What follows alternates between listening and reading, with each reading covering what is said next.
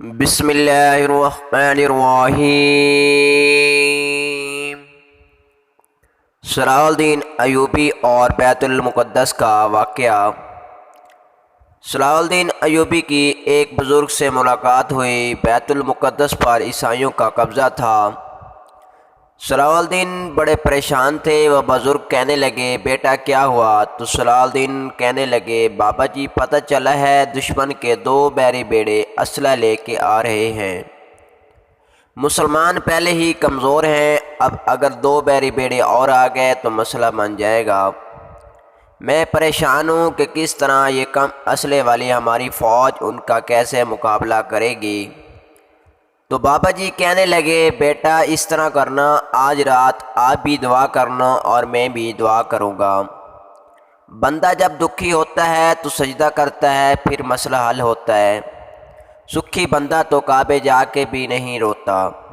صلاح الدین ایوبی دکھی تھے، پریشان تھے، سجدے میں سر رکھا تو تڑپ گئے۔ وہ بابا جی کہتے ہیں، میں مسجد آیا تو صلاح الدین چیخیں مار کے رو رہا تھا۔ وہ کہہ رہا تھا، مالک میں کوئی اپنی شان کے لیے تو نہیں لڑ رہا ہوں، اللہ میں کوئی قبضوں کے لیے تو نہیں لڑ رہا ہوں، مالک میں تو تیرے لیے لڑ رہا ہوں، مجھے بے آبرو نہ کرنا، میری مدد فرمانا۔